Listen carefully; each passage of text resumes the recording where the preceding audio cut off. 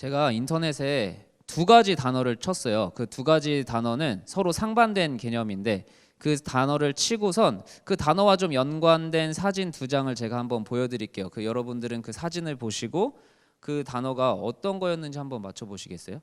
제가 어떤 단어를 쳤을 때 저런 사진이 나왔을까요? MT, 네, MT도 있는데 두 개가 상반된 거예요. 뭘까요? 제가 아싸를 쳤을 때 왼쪽이 떴고요. 인싸를 쳤을 때 이게 떴어요. 근데 아싸라는 말은 저 대학교 때도 있었던 단어거든요. 근데 항상 부정적으로 쓰였던 것 같아요. 외롭고 잘 어울리지 못하는 사람, 그래서 혼자 있는 사람, 이렇게 항상 받아들여졌고, 인싸는 뭔가 어느 순간에 아싸의 반대말로 좀 많이 쓰이더라고요. 그래서 잘 놀고 잘 어울리고 외롭지 않은 사람으로 이렇게 쓰임받고 있는 것 같은데, 한 번 더 생각해 보면 아싸라고 항상 외로운 건 아닌 것 같아요. 그리고 인싸라고 항상 안 외로운 건 아닌 것 같아요. 오히려 요새는 자발적 아싸라고 해서 외로움이 별로 두렵지 않은 사람들은 스스로 혼자 있는 거를 두려워하지 않아요. 근데 외로움이 무섭고 혼자 있는 사람들은 어떻게든 그 외로움의 자리를 친구나 관계를 자꾸 끌어들이는 거예요. 오히려 인싸일수록 외롭고 아싸일수록 안 외로운 사람들이 있는 거예요. 겉으로 보이는 게 다가 아닌 것 같아요. 근데 이 얘기를 신앙인에게도 조금 비슷하게 적용할 수 있을 것 같아요. 누가 봐도 하나님하고 인싸인 것 같은 사람들이 있어요. 그런데 또 반대로 누가 봐도 하나님하고 안 친해 보이는 사람들도 있단 말이에요. 누구보다 교회 일 열심히 하고 봉사도 하고, 근데 반대로 어떤 사람은 이상하게 교회 봉사도 안 하는 것 같은데 누가 봐도 좌절할 수 있는 상황에 감사를 고백하고 하나님이 살아계심을 고백하고, 누구는 하나님하고 되게 인싸인 것 같은데 조금만 어려움이 생기면 하나님 불평하고 교회를 떠나기도 하고. 도대체 겉으로 인싸로 보이는 게 그렇게 중요하지 않으면 우리는 도대체 무슨 신앙생활을 해야 되나? 예배 나와도 봉사해도 찬양 드리고 기도해도 하나님하고 친한 게 아니라면 나는 왜 교회를 나오나? 이런 질문이 여러분들한테 있을 것 같아요. 보면 나름 노력하는 성도님들도 제가 봤고 노력하는 청년들도 많이 봤어요. 하나님하고 친해지려고 교회 일도 열심히 해보고 봉사도 해보고 예배도 열심히 드려보고 기도도 열심히 하는데 여전히 하나님이 나하고 안 친한 것 같은 느낌이 지배하는 청년들이 있단 말이에요. 하나님을 믿으면 평안하다고 목사님이 항상 설교 때 얘기를 하고 성령이 함께 하시면 기쁘다고 셀리더가 얘기를 하고, 진짜 그런가? 그리스도인이라고 내가 불리고 교회 다니는 사람이라고 하는데 정작 내 인생을 평가해 보면 다른 사람들이랑 크게 다른 것 같지 않아요. 여전히 나는 외롭고 두렵고 미래도 걱정이 되고, 분명히 하나님 만나면 행복하다는데 하나님 만나면 기쁘다는데 왜 내 인생은 세상 사람들하고 똑같을까? 전 적어도 하나님을 경험했어요, 하나님을 느낀 적이 있어요 라고 말하는 청년들을 제가 만났어요. 근데 그 청년들한테 진짜? 그럼 지금도 행복해? 라고 얘기하면 그건 옛날 얘기고요, 지금은 그냥 그래요. 아니면 목사님 저 교회가 좋아요, 하나님도 있는 것 같아요, 근데 세상 사람하고 전 똑같이 무기력해요, 답답하고요, 미래가 걱정이 돼요, 감사가 안 나와요. 여러분 도대체 왜 그런 걸까요? 이 질문을 오늘 본문을 통해서 한번 좀 해결해 봤으면 좋겠습니다. 오늘 본문은 신앙인으로서 살아가는 우리의 자화상을 너무 적나라하게 표현해 주는 본문인 것 같아요. 야곱은 여러분들이 아시겠지만 형 에서한테 정말 큰 잘못을 했죠. 팥죽으로 사기를 쳐서 뒤통수를 쳤죠. 그리고 20년을 도망을 쳤어요. 그리고 이제 비로소 하나님이 다시 너의 땅으로 돌아가라 해서 돌아가는데 그 얘기를 에서가 들었어요. 그리고 400명의 장정을 이끌고 오는 거예요. 야곱아, 내가 20년 동안 얼마나 너 보고 싶었냐. 환영해 주러 오는 모습이었을까요? 죽여버리겠다는 거죠. 그 얘기를 첩보병을 통해서 들은 야곱은 겁이 나는 거예요. 근데 다행히도 그 두려움에 빠진 야곱은 본능적으로 기도를 하기 시작해요. 왜냐하면 지난번 제가 설교 때 야곱이 두렵고 외롭고 고독에 있을 때 어떻게 했다고 그랬죠? 세상을 향해 눈을 감고 기도하고 꿈을 꿨더니 서서 말씀하시는 하나님을 봤다고 얘기를 했잖아요. 그 놀라운 기도의 힘을 경험을 했기 때문에 야곱은 본능적으로 위기가 찾아왔을 때 무릎 꿇고 기도를 하기 시작했어요. 여기까지는 좋아요. 근데 기도가 끝나자마자 한 행동이 약간 이상합니다. 무슨 행동을 하냐면 기도한 사람의 행동이 아니에요. 하나님을 믿는 사람의 행동이 아니에요. 그럼 무슨 행동을 했냐? 세상의 방법과 동일한 방법, 자기가 지금까지 살아온 방식과 똑같은 방식으로 이 위험을 탈출하려고 해요. 그래서 오늘 본문 앞부분에 13절과 16절이 나오는데 13절과 16절 이렇게 제가 잠깐만 읽을게요. 잘 보시면 밤을 지내고 소유 중에서 형 에서를 위해서 예물을 택했다고 해요. 근데 막 양, 염소 막 아주 각양각색으로 준비를 해요. 엄청나게 많은 뇌물을 준비하고 그것을 또 그냥 보내는 게 아니라 8대로 나눠요. 여러 대로 나눠가지고 그거를 순차적으로 보내는 거예요. 그러면은 에서가 받았을 때 이거 뭐지? 좋은데? 근데 또 와. 또 오고 또 와. 전형적으로 뇌물을 잘 사용하는 사람의 방법을 야곱이 쓴 거예요. 더 슬픈 건 이 이야기가 기도하면서도 세상의 방식으로 위기를 탈출하려는 이 이야기가 몇천 년 전 야곱의 이야기가 아니라는 데 우리의 슬픔이 있습니다. 많이 우리 한국교회 교세가 줄었다고 해도 약 1,000만 명의 그리스도인이 한국에 살고 있습니다. 하나님의 백성들의 삶의 모습을 근데 솔직히 보면 이중적인 모습이 많은 것 같아요. 예배 끝나자마자, 교회 밖을 나서자마자 내 안에 꿈틀거리는 폭력성을 주체할 수가 없죠.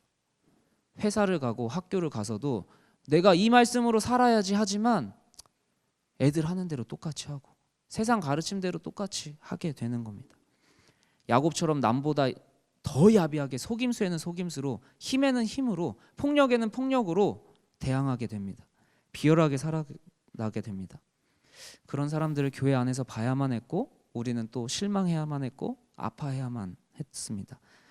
근데 더 마음이 아픈 건 내 자신의 그런 이중적인 모습을 발견했을 때 마음이 더 아픈 거죠. 사실 우리 모습 돌아보면 일주일에 하루는 교회 나오고 예배 드리시죠.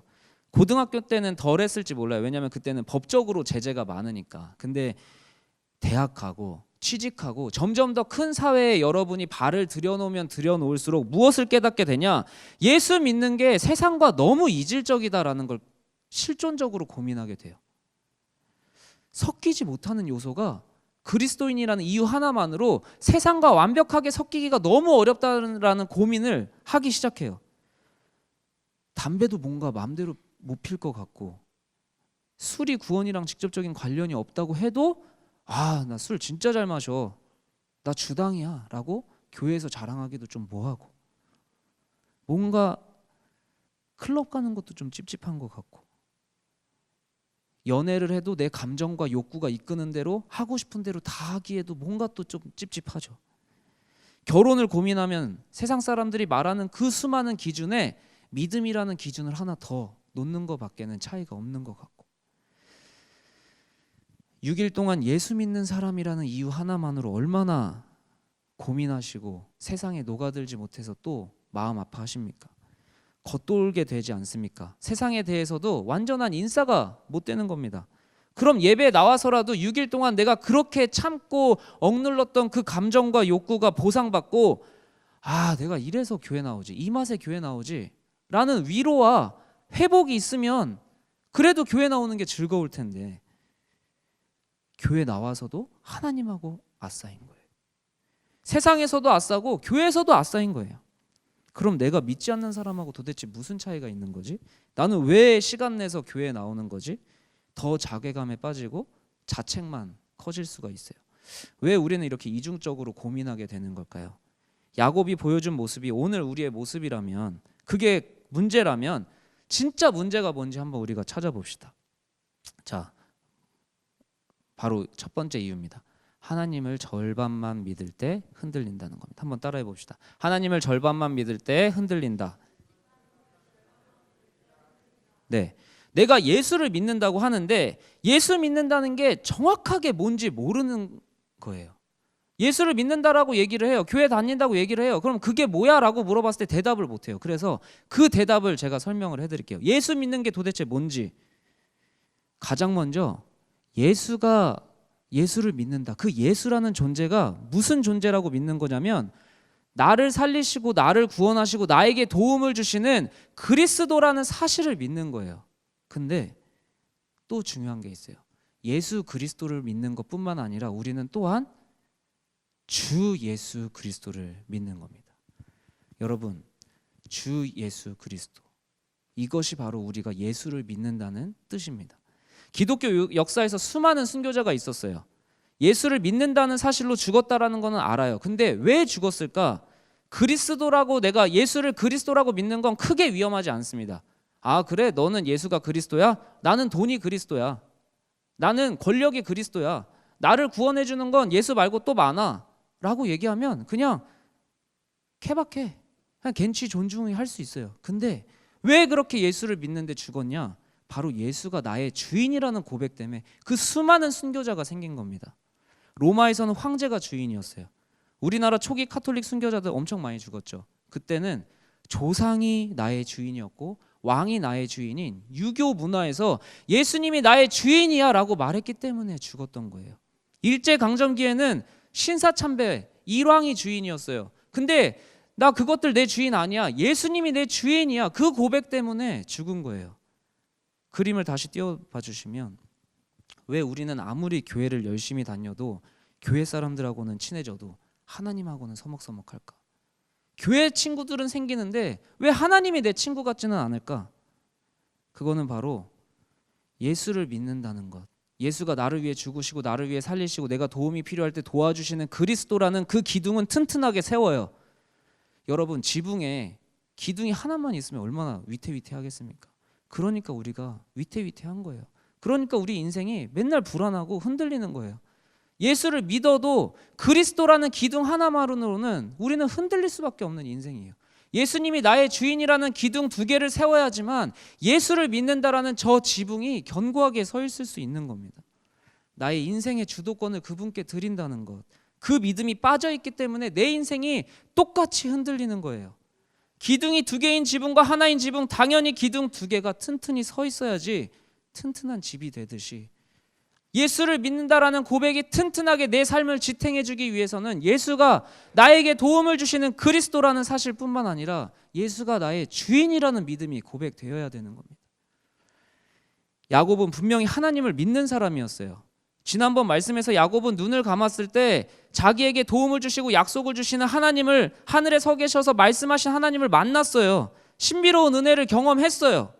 그런데 야곱은 그 하나님을 보고 뭐라고 말하냐? 그대로 그냥 읽지 않고 보면 쉽게 얘기하면 이거예요. 하나님, 나랑 함께 해주세요. 내가 가는 이 길에서 나를 지켜주세요. 먹을 떡 주세요. 입을 거 주세요. 그리고 내가 평안하게 이쪽으로 돌아오게 해주세요. 그러면 내가 여호와 당신이 내 하나님이라고 얘기해 줄게요. 이렇게 얘기하는 겁니다. 여러분, 전형적인 예수가 그리스도라는 믿음만 있을 때 우리는 저런 믿음의 고백을 하는 겁니다. 하나님, 나 도와주세요. 나 잘해주세요. 먹을 거 주세요. 입을 거 주세요. 그러면 내가 당신 하나님 살아있다라고 얘기해 줄게요. 여전히 야곱의 인생의 주인은 하나님이 아니라 야곱인 겁니다. 그래서 하나님은 내 꿈을 이뤄줘야 되는 종의 자리에 있고 내가 여전히 주인의 자리에 있으니까 내 인생이 계속 흔들리고 미래가 두렵고 막막하고 걱정만 있고 우울하고 세상 사람들하고 똑같은 인생을 살게 되는 겁니다. 아무리 교회를 다니고 아무리 기도를 하고 아무리 놀라운 경험을 해도 균형이 무너진, 여전히 하나님 안 믿는 사람처럼 하나님을 절반만 믿을 때 우리는 걱정이 가득한 인생을 살게 되는 겁니다. 교회를 다녀도 세상이 두렵고 미래가 걱정되는 이유가 하나님이 나를 도와주시는 분이라는 믿음만 있어서 그렇구나, 그분이 나의 주인이라는 사실을 인정하지 못해서 그렇구나, 문제를 알았어요. 그러면 그 해결책은 무엇인가? 오늘 말씀은 이렇게 얘기를 해줍니다. 야복강에서 하나님의 복을 받아야 우리는 두 기둥을 세울 수 있는 겁니다. 한번 따라해 봅시다. 야복강에서 하나님의 복을 받자. 네, 야곱의 모습을 한번 봅시다. 보면 밤에 일어났어요. 걱정되니까. 그래서 두 아내랑 두 여종이랑 11아들을 야복강을 건너게 해요. 그리고 자기는 소유도 다 보내고 자기는 야복강 건너편에 있는 거예요. 이 강 건너편에 누가 있죠? 에서가 쫓아오고 있죠. 아들하고 아내까지 다 보내요.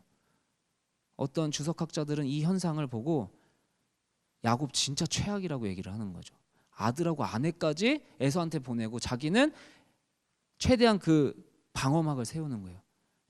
에서가 그래도 안 받아주고 나를 죽이면 빨리 도망가려고 자기는 강을 안 건너는 거예요. 그곳이 바로 야곱이 서 있는 야복강이라는 자리예요.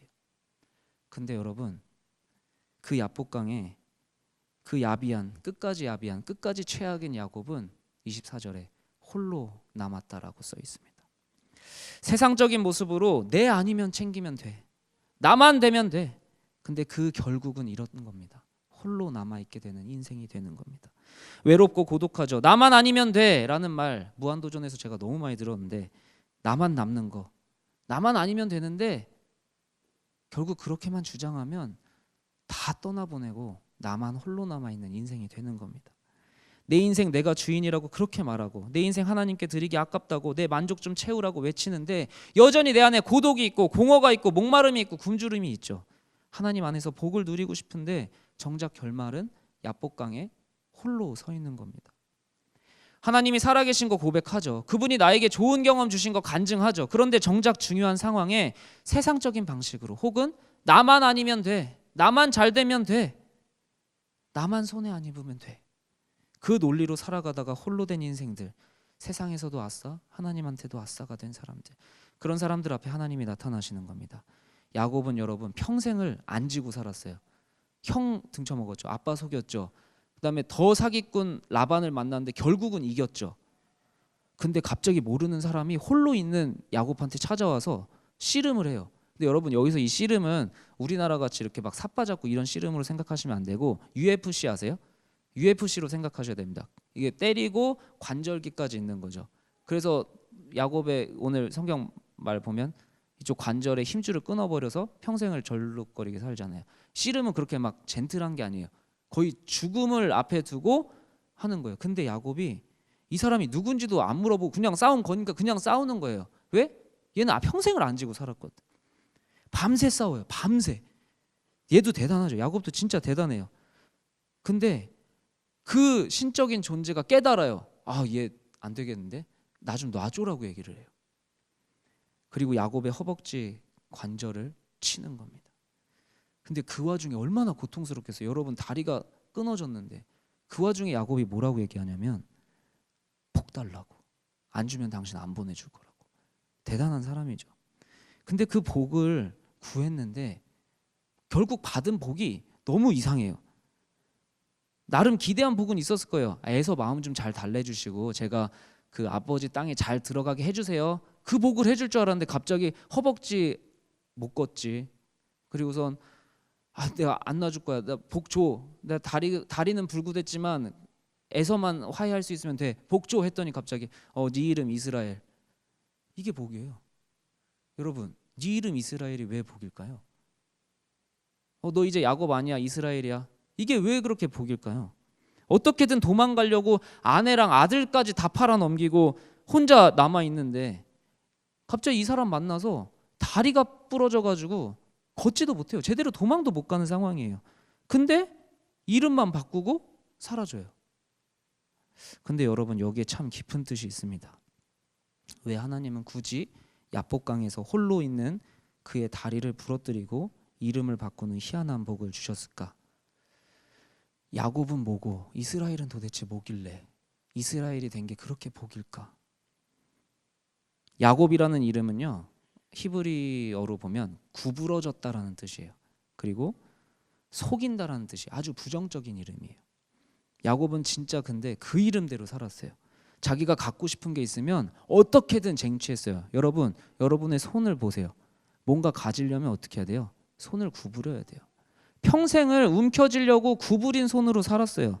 절대 놓치지 않았어요. 근데 이스라엘은 무슨 뜻이냐? 이스라라는 단어와 엘이라는 단어가 있어요. 엘은 하나님을 뜻해요. 그럼 이스라가 뭐냐?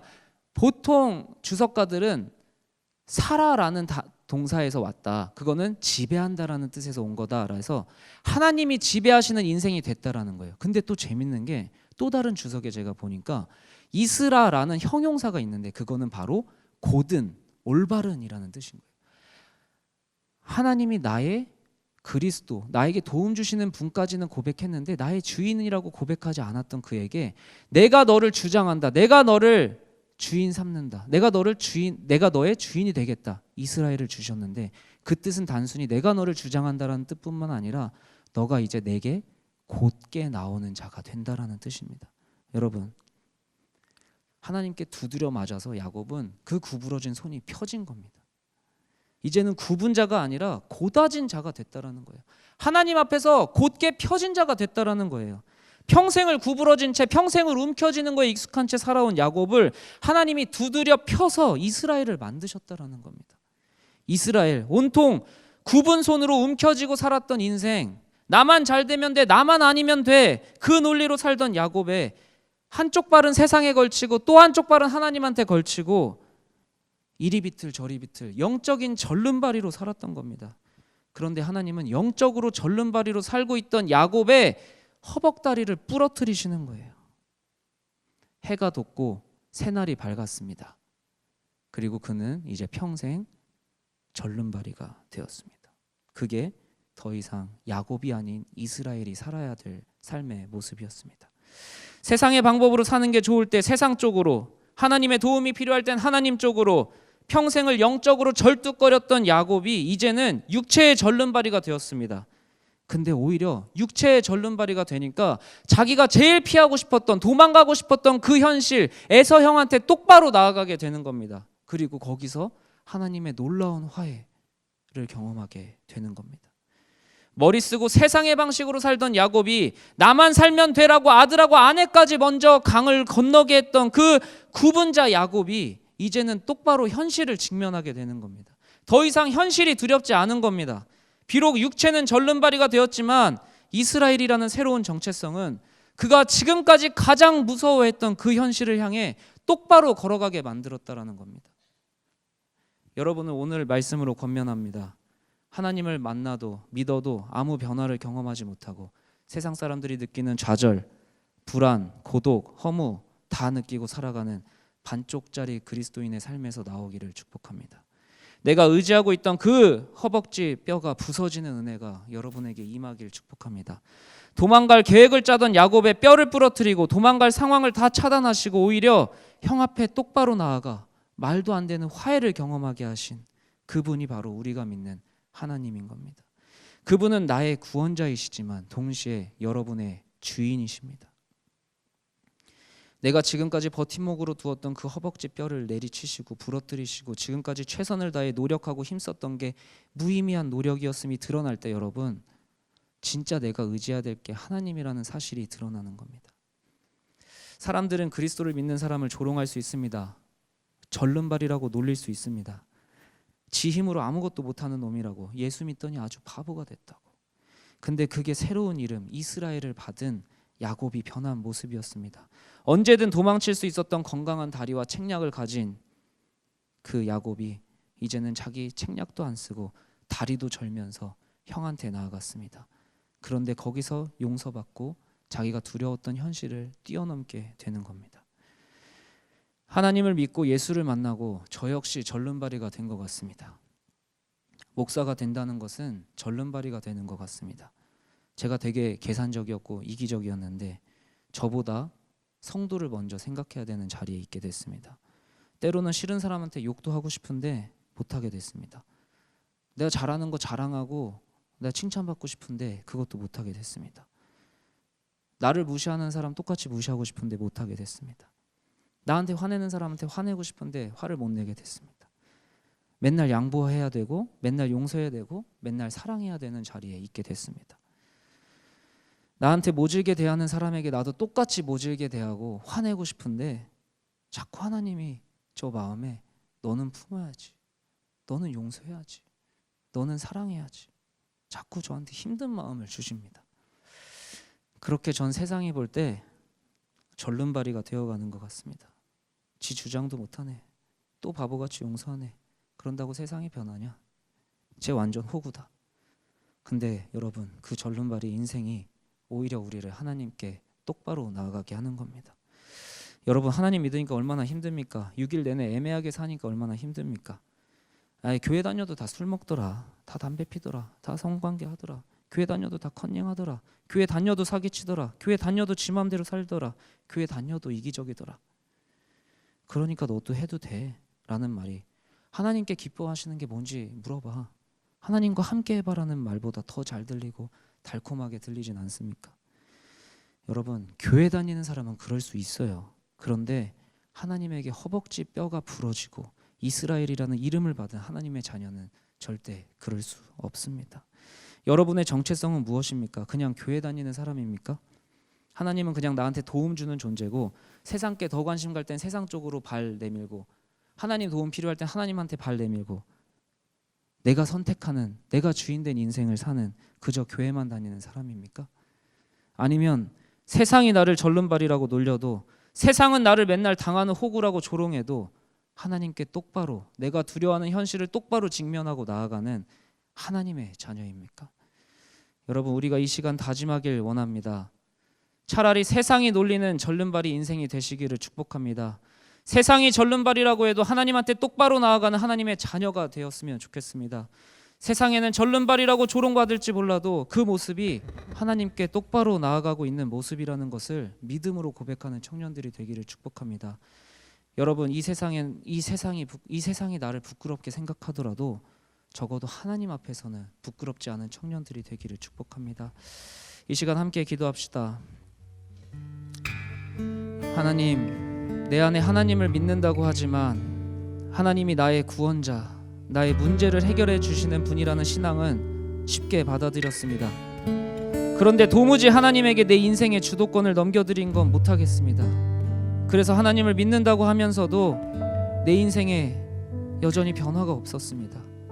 세상 사람들하고 똑같이 두렵고 똑같이 외롭습니다. 이 시간 하나님, 나의 삶의 주인이 되어 주시옵소서. 하나님, 내가 나의 전부를 주님께 드리고 내 삶이 변화되기를 원합니다. 우리의 믿음을 위해 고백하며 함께 기도의 자리로 나아갑시다.